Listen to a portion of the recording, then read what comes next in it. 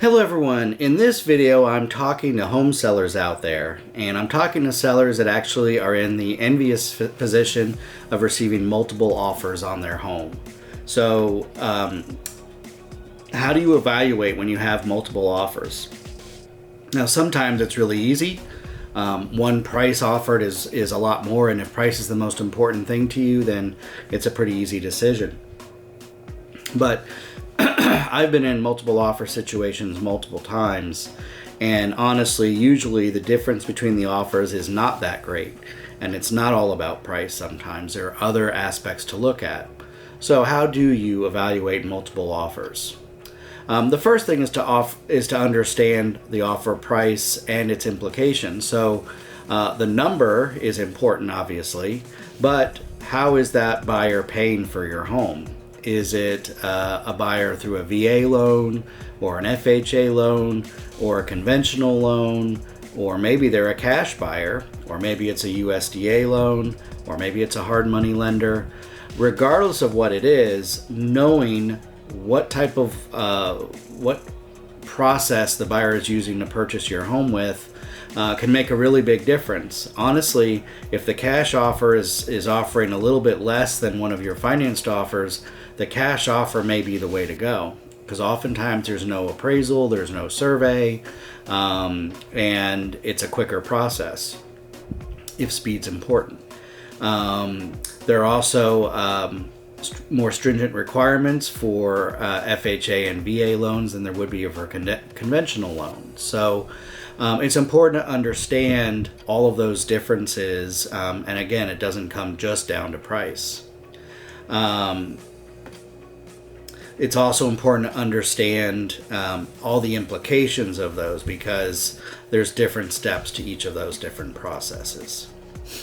Another thing to look at is if it's a loan, how available is the lender? How responsive is the lender? As a listing agent, I will typically call the buyer's lender before my client accepts an offer to understand a little bit about the buyer and how solid a buyer are they. I can't ask, what's their credit score or how much extra money do they have, but I can ask that the lender, if they have seen, their tax records, have they seen their income, have they seen their W-2s, have they seen their bank statements, have they seen their credit and pulled it, as opposed to just relying on what the buyer tells them. And then I can ask if they are a solid buyer.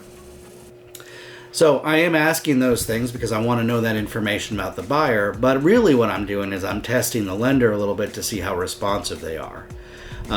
There are some lenders out there that think the contract dates are just suggestions, when in fact, in a real estate contract, time is of the essence, and the days are meant to be deadlines. And so I want a lender that's on top of things, that's responsive, so that as things come up during the deal, they can be responsive. I know they're going to be responsive and handle things, so hopefully we're going to be more likely to close on time. Understand in the offer contingencies and their impact. Is there a home inspection contingency? And if so, what does that mean? Is there an appraisal contingency? And if so, what does that mean?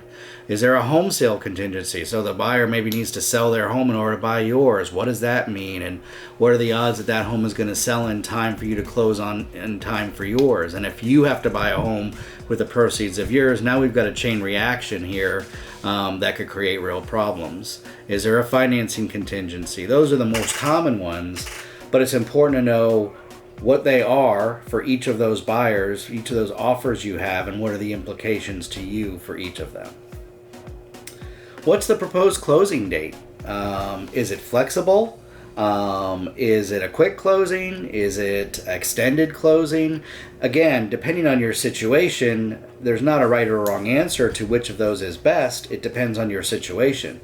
If you want flexibility in closing, then that's going to be most important to you. If you want it quick because you've got to get to a job or close on your new home quickly, then a quick closing may be more important. Or maybe you're selling but you haven't found your home yet, so an extended closing may be more beneficial to you. It really comes down to understanding your situation and which of those closing dates is better going to work for you. The fifth thing I look at is earnest money deposit. How much? Is it non-refundable or refundable? And what are the conditions on it being non-refundable or refundable? And how does those earnest money deposit funds get released if for some reason the buyer can't perform their end of the contract? So those are things to weigh when you're evaluating a multiple offer situation. The sixth thing is special requests and inclusions. Is there personal property that's being asked for? Are there special repair requests made up front? Are there seller concessions? Are they asking for money towards their buyer's closing costs? Are they asking for money to pay their agent if maybe you weren't offering any? Those are things that can change your bottom line, so knowing what the differences are between your offers in those aspects is important. And then finally, understanding the buyer's flexibility and motivation. Is the buyer willing to negotiate? How well are they communicating? And obviously this comes down to their agent. And then sometimes buyers will include personal letters. In general, we don't recommend using those because they can bias a seller or a buyer one way or another, and that's not necessarily a good thing and create fair housing issues. But having a little information about the buyer and why they're interested in your home can certainly be helpful in helping you make a decision.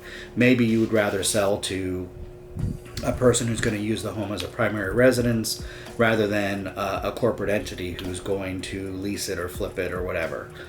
So all of those things are factors to take into consideration when weighing out offers in a multiple offer situation. I hope you end up in that situation as a seller. It is the best situation to be in, although it certainly can add some stress on trying to decide what's the best offer. But hopefully you have a good agent to coach you through that and help you make the right decision. As always, if you or someone you know is looking to buy or sell a home in Central Florida, I hope you'll reach out to me. I would love to help them. Remember, you cannot miss with Chris. And in the meantime, please subscribe to my YouTube channel. I love to have you on here. And if you have topics you'd like me to cover, let me know. Have a great day, everybody.